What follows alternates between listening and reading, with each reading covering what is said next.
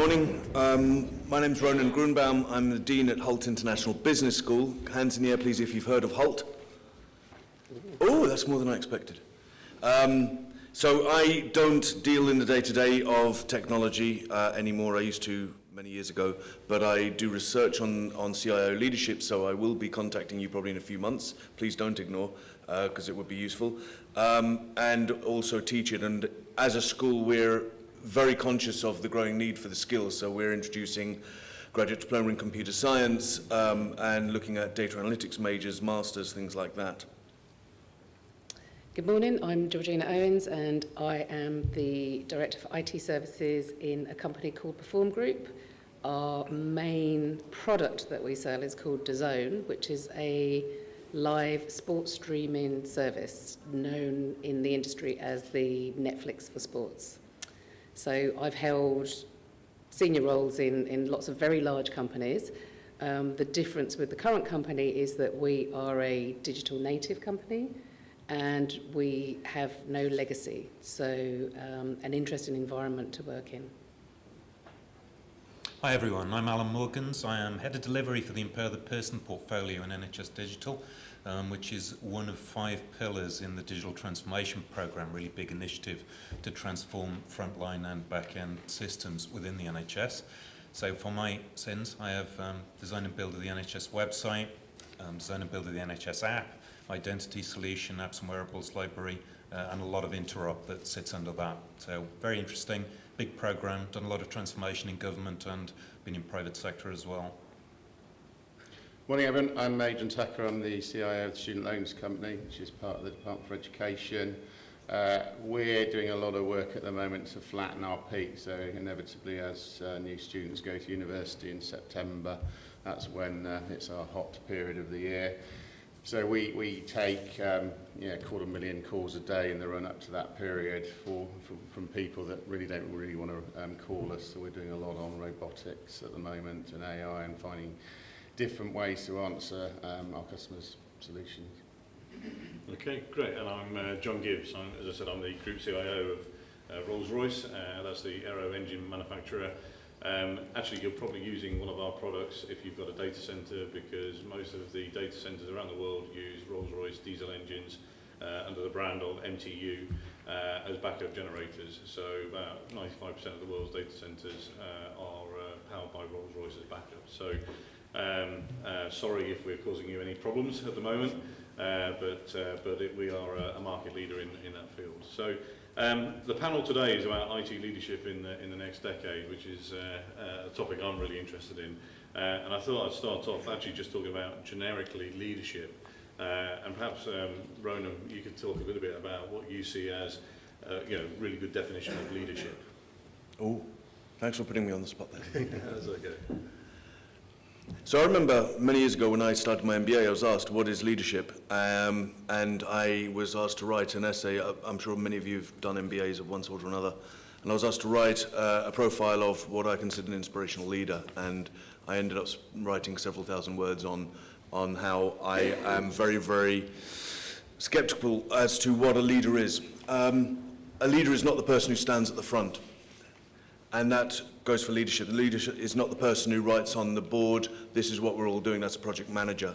A leader is the person who inspires others to do stuff because they want to do it, rather than because they're being told to do it. I think there's a very big difference, but it's not always obvious in organizations, between a leader and a manager. And many of the problems that are facing organizations today come down in one way or the other to technology. You just have to look at all the hacking scandals that happened over the recent years, and people talk about the tech, and fundamentally it's a leadership issue. The leadership not getting the organizational culture to be focused on protecting their data and so on. Not sure if that helps or hinders.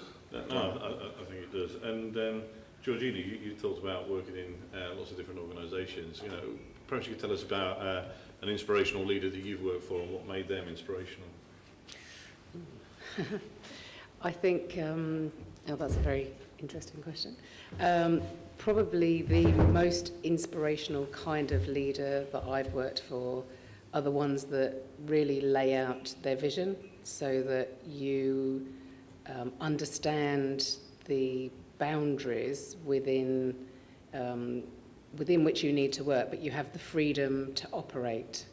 So I have a lot of very interesting conversations with people about the difference between micromanagement and leadership. And some people have a view that if you get too involved in what they're doing, then that's micromanagement. I think my view is that if I have a leader that actually wants to get involved and understand and discuss and listen to your opinion, then that's good collaborative leadership for me. And I think that's important. Good. And Adrian, as the only person on the panel with CIO like myself, perhaps you could describe what you see as the role of a CIO as a leader. Well, I think increasingly leadership in this space is about allowing people to reach their potential. So the skills gap is getting no better, and a good leader encourages people to, really start to explore what they're capable of. And I think if you can't go and recruit some of the talent you need, you clearly have got to, encourage that from your current workforce. There's lots of things the CIO as a leader needs to be doing. It's now less about running into the physical data center and the tin fell, so it's more about, where are we going? So the vision is incredibly important, but for me it's really that encouragement of our people to be bold and brave, because I think there's so many times where situations in business stop you being bold and brave, and if we're going to break through on some of these challenges, we've got data, we've got security, and all the other things that are going on in transformational space. Ultimately, it's your people that will get you through that. And we spend a lot of time, don't we, trying to recruit people or trying to get different people in, and sometimes I don't think we always look at the people we've got and how we can bring them forward differently. Good. And Alan, seeing as I've picked on everybody else so far, and I should have said that none of these questions are actually pre-prepared, so they're actually are thinking on their feet as we go through this. So, so Alan, we just talked about the role of the CIO, and obviously you're leading major transformation inside the NHS. So what do you see as leadership from that perspective? Yeah, it's an interesting juncture between the CIO role and the CDO role. In the healthcare context, CDO is more responsible for digital and citizen-facing services and kind of real-time analytics driving decisions in that space. So Juliet Bowers, the CDO of NHS England, and my commissioner, and I deliver the portfolio aligned with her. And then the CIO function is more focused on interop and some of the back-end systems, clinician-facing systems, flows of data interfacing around the system, and managing that dimension of it. So Will Smart is the CIO in NHS England, and there's a bit of a divide in terms of those programs. We have 5 pillars, so support the clinician, manage the system, and empower the person to kind of sit in different areas, but it all needs to work together broadly. So the interop ties it all together, and it's about managing the flows of data. We've got quite a big workforce. We've got a blend of permanent and specialist and some outsourcing to vendors, so it's striking a balance there and looking to build sustainable capability over the long term. The leadership goal, I think, in any of those areas is to set the direction and inspire the people to follow you on that direction. So it's an interesting ecosystem that we work in. Okay, and I'll open this now up generally, so you all had a chance to kind of speak. So I think in your answer there, you mentioned the role of CDO, and you talked about CIO, you talked about your program director role. There's some people who call themselves IT director, etc. So actually, what's the difference between all of those? Does anybody see those roles converging, diverging, disappearing? What's the thought around that? I think I'll jump in first. Maybe it depends on the context, the type of the organisation, what is being delivered. Is there a change program behind it? What is the BAU kind of component? So I've described the context in healthcare.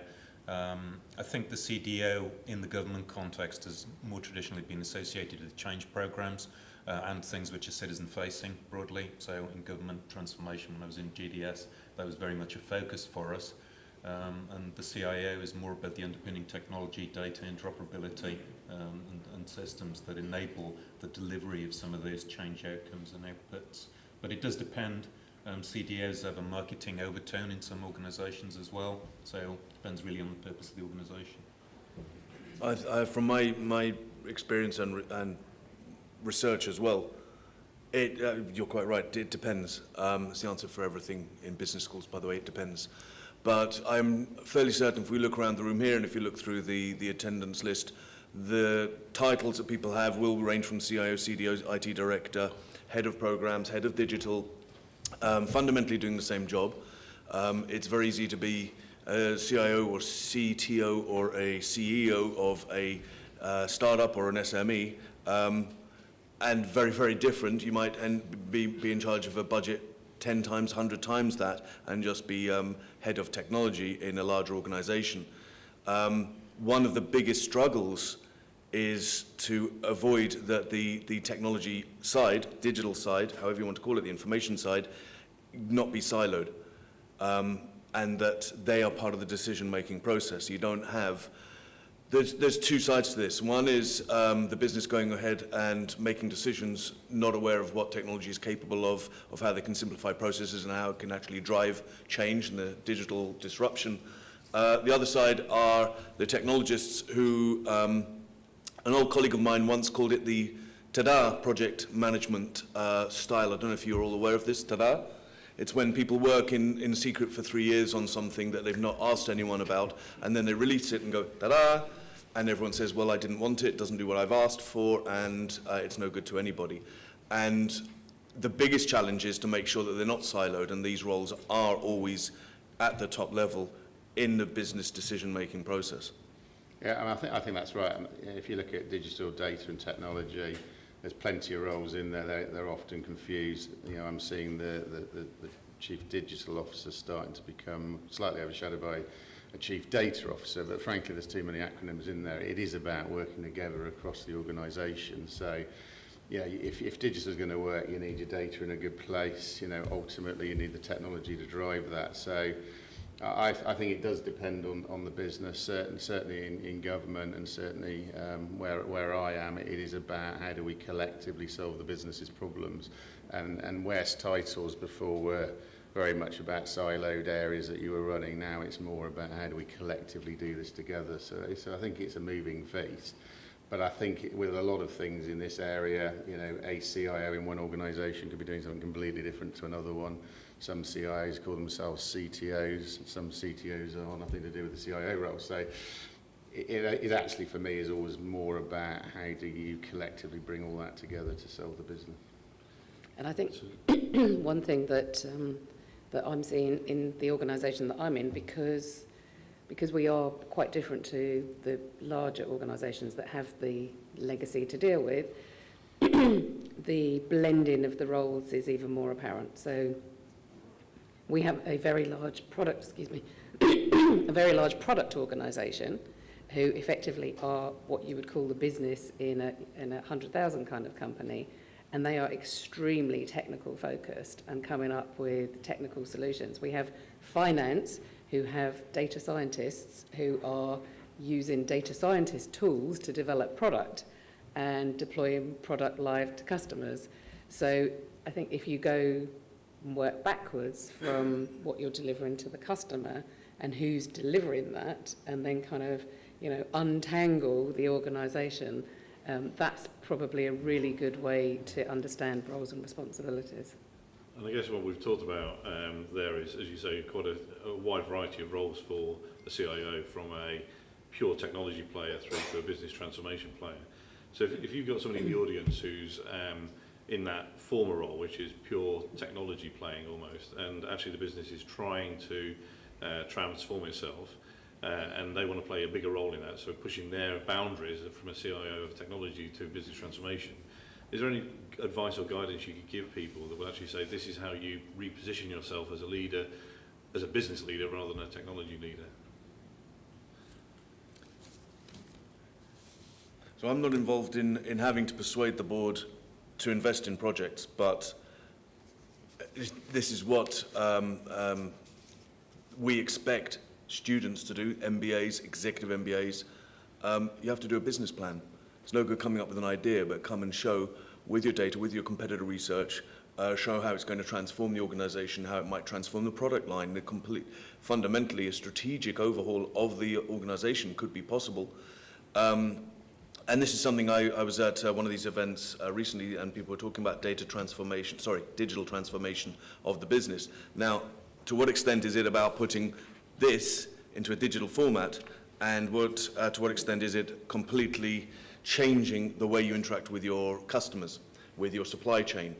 And all of that, it comes down to just not coming up with a nice idea, but showing with research, with data, that this is going to have an impact on the organisation. Yeah, I think that's true, and change programs should change the business strategy ultimately. So execution in the tech space is against a baseline business strategy. I think when you start looking at transformation, business transformation, not just digital transformation, you need to balance a number of different things. What is the business need? What is the user need that you're trying to address? What is your strategy? How do you need to iterate that to meet the former? What's your available budget? What budget do you need? What do you need to play for in that space? What's feasible? Service design, really important. So marrying those things together and blueprinting the service, understanding the dependencies, and understanding some of the kind of wider tech changes, interop changes, data changes that are needed. So it's a balancing act, delivery kind of approach and principles. I think, that we follow, scaled agile model, multidisciplinary teams, and there are 3 key roles in that: product, delivery, and tech broadly, and they all need to work together. I think it's also about what sort of company you want to be. If you go back a few years, there was a sort of slightly odd sort of thing going on in the market. It's all about digital technology sort of start to take a back seat.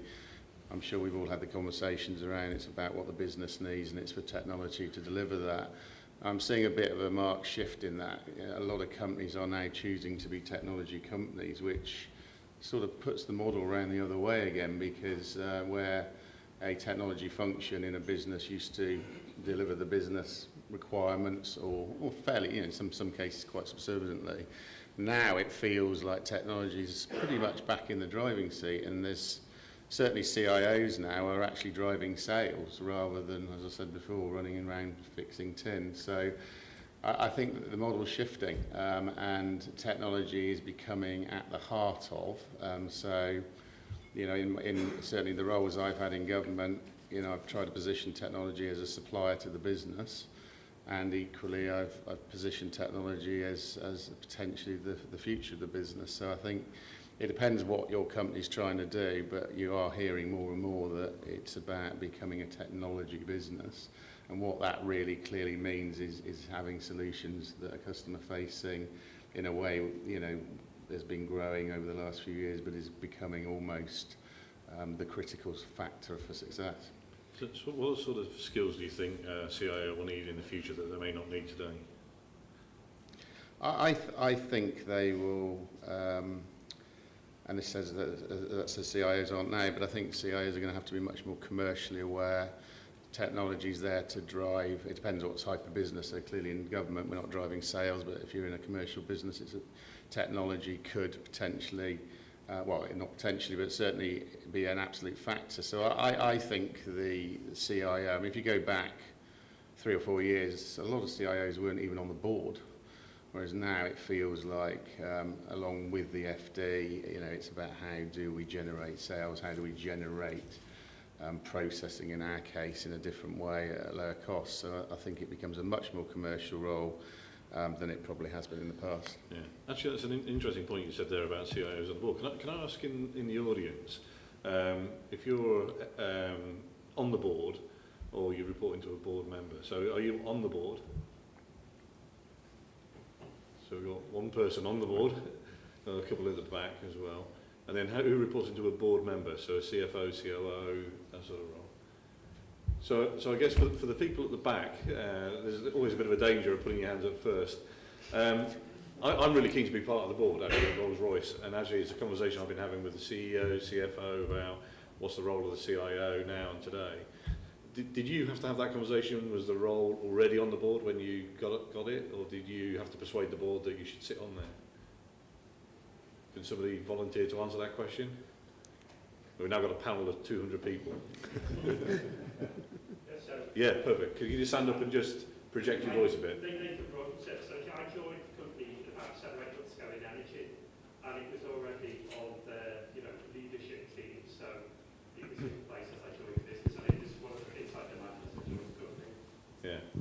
And, sorry, yes? So I sit on the board, and this was a new role created when I joined. And I think the driver was that increasingly, you've been discussing about data and insights being almost divorced from business at times. And that was what was the driving force. Data and insights were becoming an obstacle into achieving what we wanted to do, whereas it should have been an opportunity. And I think the board themselves realized they needed someone representing as a voice for this area. And the role was created. And have you got any after I joined. advice for the rest of us who put our hands up that said we're reporting to a board member but we'd like to be part of the board? What's the best way to handle that conversation? Have you got any thoughts about how you sell the role, or is anybody who having that conversation at the moment other than myself? Perfect. The gentleman at the back left. Yeah, hi John, Mike Process. I think the conversation has to be about whether technology is the source of strategic advantage for the organisation. If it isn't, you're probably going out of business. If it is, it needs to be on board. Yeah. Because you wouldn't do that with any other part of the function. It needs to be based around that. Yeah. Great. You can also fight with the risk as well, because CEOs own the cyber risk and they don't do anything else. Yeah. It just depends on their appetite, but they may also be attracted to that as well. Good. Great. And now we've got some movement on the floor. Any questions for the panel around leadership? Because in a minute I'll talk about a different topic. But have you got anything burning that you'd like to ask? Yeah. Richard Sykes, is a key capability with the amount of change that you've been doing of a leader to be able to understand and influence and change the shape of the culture of the company that they're in order to get a culture that is supportive of the direction you want the company to go? I believe absolutely fundamentally the something I was going to say in response to John's earlier question is that, which will lead on to this, I think one of the barriers to CIOs and whatever acronym you want to use for the roles that you have being on the board is the perception of the board and the non-technology people of what the role is and who is going to be in that role. The CIO, I believe, is a business leader who understands technology. CMO is a business leader who understands marketing. They're not doing, as Adrian said, they're not going around plugging in cables, and they don't need to know which cable plugs into that because that's something you've got people to do. But it has to be a business leader. And as a business leader, one of the biggest, most important things I think is changing the culture, shaping the culture to make sure that everyone is on board. Simple thing with cybersecurity. Do people believe that the processes and protocols to try and prevent hacking and reinforce the security within the organization, from the use of your work mobile to laptops and so on and so forth, are people, do they understand that this is for the benefit of the organization, or do they see it as an obstacle and they'll go around it? And that's all down to the culture. Do they feel bought into it? And so the CIO role is fundamentally important in trying to shape the culture of the organization, that technology is a day-to-day part. It's not simply a back-end thing like someone who brings in the chairs and paints the walls. Okay, so we had a question, I think, over here as well. Was there a question on leadership? I saw, yes. Hi there, my name's Arena. I was also wondering about you mentioned culture. What about, you mentioned direction. What about pace? I've noticed voice product management, but I've noticed that, for example, a company wants to change and wants to change quite quickly to meet competitors in the market. However, there is such a state organisation, reserve organisations, they're not used to that pace. I think it gets overlooked. So that pace change is decided, they're not able to handle. So it might be culture, but it's very difficult to get past that. Yeah. You want to meet your target, but at the same time, you're not ready for the change. You almost have to lay down a foundation where this is the rate we're going to do that. This is what we want to achieve. This is how we want to achieve it. So I've noticed it's making me upset. Quite a few times we're not ready for the pace of change. What the change. Yeah, so it's a great question then. So so you talked about not just vision and culture, but pace of change sort of thing. And certainly I've noticed that. So when I joined Rolls-Royce 10 years ago, I shouldn't admit to it, but on a Friday afternoon we'd be able to go to the pub for Friday lunch and that sort of thing. Nowadays there seems to be no time for anything. So have you seen the same sort of change of pace inside your organisations? the demand for pace, the change that's going on around it.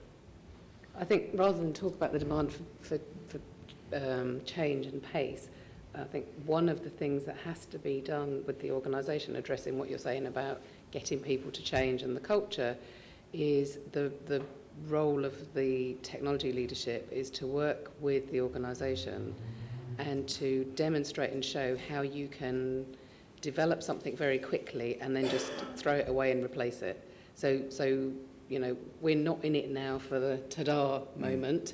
You know, we have to be in it for a 2-week sprint and get something out the door. And you know, the finance organisation struggle with that because the finance organisation want to have a year-long plan that shows what's going to be delivered at the end of the year, not what's going to be delivered every month. And I think, you know, working with the business organisation and getting them to see things very differently, and the only way you can do that is through, you know, failing fast. I mean, that's used a lot, but, you know, get out there, develop something, show it, move on to the next thing, and just explain you don't have to hold on to these assets as long as you used to have to. Right, fail fast in the public sector is quite a tricky, tricky subject. But it's true, you know, governance is set up for the long programs, not for quick sprints. If you think about, if you do 10 things, one of them changes the world, the other 9 fail. You know, 10 governments, finance isn't set up for that. But on the point about pace and culture, you know, I think what you're seeing now is, and to the point you were making, is, you know, the 3-year transformation programs is often too late. By the time you get to that, you often haven't delivered what you set out to deliver, but actually from the way, you know, particularly in the commercial space, but even in government, you know, at the end of that 3 years, the world's moved on again, and therefore you have to do it again. So we're finding particularly, I've spent a long time looking at legacy. How do we get rid of legacy? How do we build on, you know, get it away from it? But actually I've decided that the best way now is to go around it, because we'll never get the legacy sorted. You know, it will go on for years and years, long after I've left. So it is now about the smaller things, and, you know, we've just been doing some small things on robotics, very early days, but for me I can see that being the bigger change to the business than a very grand transformation program. And that's quite a change, I think, in the last couple of years. Excellent. So, any other guesses? The IT world has got a fairly lousy track record with successful project delivery, especially big change projects of the nature you've all been just talking about. So that begs a more fundamental question about change capability within organisations. You know, are organisations sufficiently change capable to deliver some of this stuff, or have they not got the skill sets? Have they not got those capabilities? And if not, what do we do about it?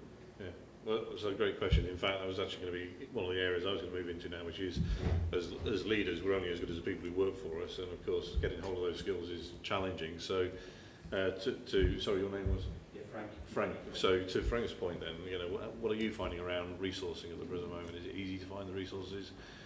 Difficult? It's a balancing act, I think.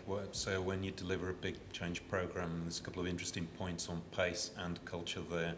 It's a balancing act as to how you source those things. It's about having clear goals.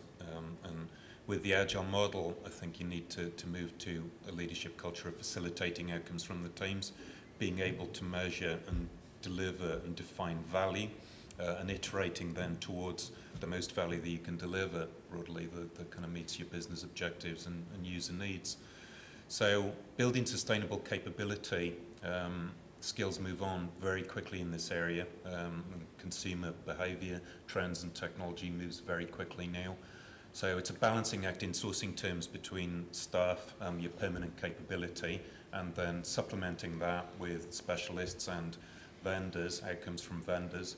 Because when you run a change program, your backlog might be this big, and then when you exit that change program, it's going to be lower. So you don't want to recruit them to that peak, because you can have an affordability issue going forward then. So I prefer to think about building sustainable capability to exit your change program and progressively exit some of those vendors along that journey and build the skills as they go. So I put outcomes on my vendors to enable the internal people, and a big emphasis as well on grad and apprentice programs. So grow your own talent internally allow people the freedom to change and learn, foster a culture where people can move around and have headroom for some of that personal development, and then that pays dividends down the track. It's not always obvious what role somebody might end up in from where they think in the beginning, particularly at that kind of graduate and even postgraduate level. And some of the best outcomes I've had have been from people even from vocational programs, apprenticeships and grads coming in, putting a Web Ops Academy together, for example, really immersive thing for 9 weeks alongside expert vendors, and then coming out and doing real work.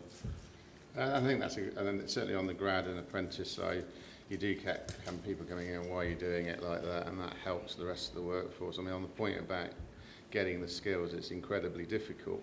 But, and, you know, you've got to be more and more creative, you've got to more and more create your own pipeline. But I think the other thing that's often lacking in transformational programs is belief, particularly in existing teams, belief that you can do it, belief there's enough headroom from the day job to do it. And I think it's a mixture of those two things, you know, again, going back to what I said earlier about giving people that, you know, sort of leg up to say you can do this, but it's also about complementing the skills, bringing in fresh talent, not to override the existing teams, but actually to inspire them and to help them sort of see that there's a different way. And I think, you know, it's a mixture of all those things to end up being successful. I think Frank mentioned that the IT industry's got a track record on large programs that are not necessarily delivering.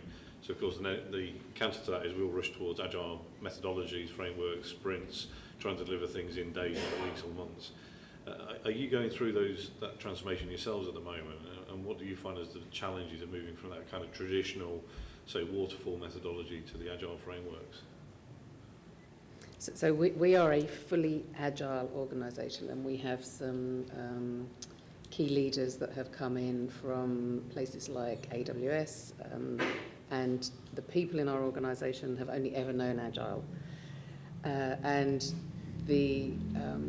when you try and talk to them about things like process, you mentioned service design. If you mention ITIL, it's a dirty word. You just do not mention ITIL. And the kinds of engineers that we're working with and encouraging into the organisation, because of the technology that we're using, have such a different mindset to what I've ever been used to in the past. They don't want to work full time. They want to go on meetups. They want to open source their software, and the whole environment is completely different to a sort of large-scale organisation, and they just want to work in startup mode all the time. But we're developing and growing to become a larger enterprise, and I think the challenge that we're going to have is holding on to those engineers and that fresh thinking and building an environment that we can balance the process side of things with the kind of agile environment. I think if going back to the lady who was talking then about culture and change, they go hand in hand completely. Now you have, we're talking about skills. We haven't explicitly said whether we're talking about hard skills or soft skills, but we've done recently a big data project to inform our curriculum design, to look at skills that employers are looking for, looking at 500,000 job postings, and looking at the skills that are being posted. And so you have, according to different roles, from technology roles through to just managerial roles, etc., a range of skills, but soft skills are the hardest to teach. And that's something that are often not sought when recruiting. So in our organisation, there's no HR department. I do all my own recruitment, and I will use other people depending on the level, how junior the person is. And it's the concept of strategic HR management is that the people in the room have to be involved in the complete process to make sure that you're getting the people on board, not that they can do the precise technical thing you're asking for, because that can be taught. You can send someone away for a day or 2 days, but you need people with the right attitude, and the attitude is one in our organisation for change. We're very different from public sector universities.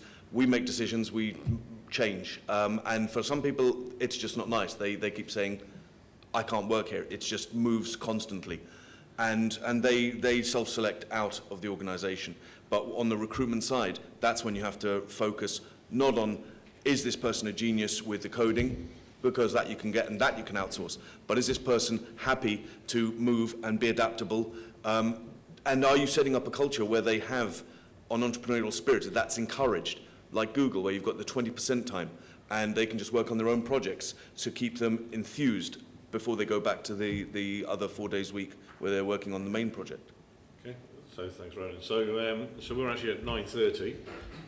So is there a burning question that anybody's got on the on the floor? Because if there is, we can throw the final question from the floor.